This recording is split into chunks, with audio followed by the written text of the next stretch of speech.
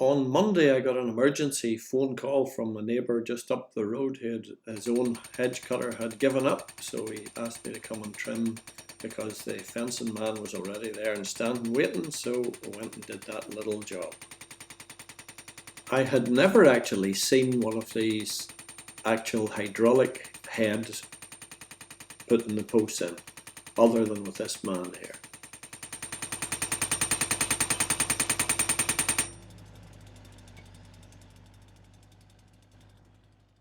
Tuesday the 16th of September, my first holiday day off this year, and we're heading down south to the ploughing match.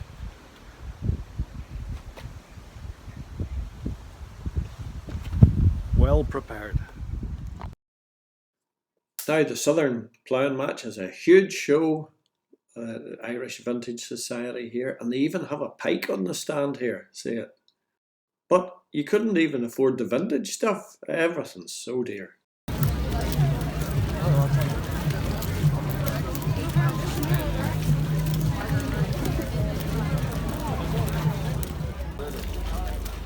An altogether amazing show of machinery, but items like this would be cheaper buying a house nearly.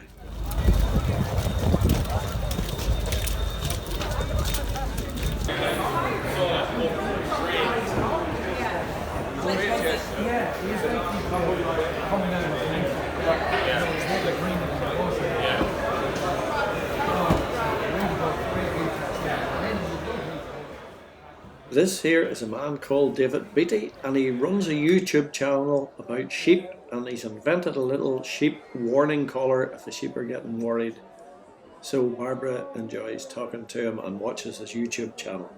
It's called Sheep School. Look it up on YouTube. This is the only man that can farm hundreds of sheep with a dog and a 135. He doesn't need the latest tech and tractors. Well, we've upgraded now. We're into a 6.410 now. All right. From 8:15 to 1:15, 5 hours of tramping around there. My legs are twice the length they were when I started. So we're heading back to our B&B down at Cloughing. Now Cloughing is a little village in Tipperary, as you've seen on the map there. And this is an old church ruin, chapel actually, way from the Middle Ages actually, the oldest part of it.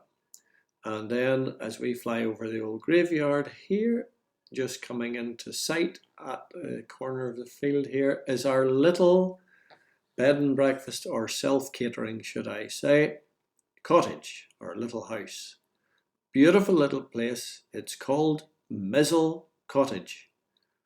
Now if you look up Mizzle Cottage in Cloughing on the internet, you will get a view round the inside. I'll give you one shortly anyway.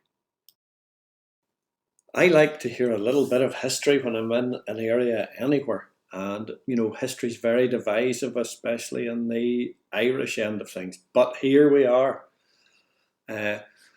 This old church that we're looking at here, it was a chapel, as I'd say, but you see the ivy at the right-hand side here? There was actually an old castle here built by the O'Carroll family, who were Irish chieftains, in the late medieval period. That's 12 to 1600.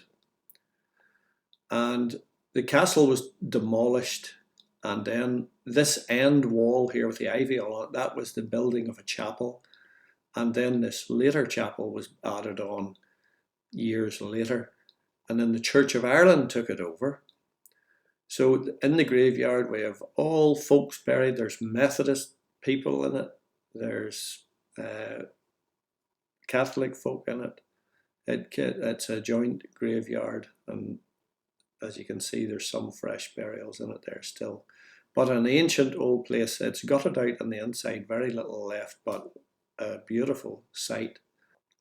Now you're seeing the end view of it here. That's built by the O'Carrolls, and they were a very bloodthirsty family. They wiped each other out in power struggles.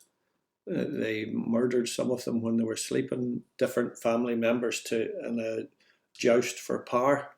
So we had those clans, then we had the Normans come, then we had Scots come, then of course the English were there as well, and they carved everywhere up and awarded tracts of land to soldiers and ones who had fought for the crown and whatever. And just about a quarter of a mile down the road, on a bad bend, just in, as you see in the picture here, there was an ambush made by the IRA in 1921, and the RIC, which was the Royal Irish Constabulary, they got ambushed there and several of them killed, all part of our Irish history. The amazing thing to us, Barbara and I, as we travel down through the countryside, is the size of the farms and the huge big houses, huge fields, and almost a big estate every 5 or 10 miles. A beautiful countryside and some lovely sets of pillars and ancient old buildings. I'm going to leave you with a few shots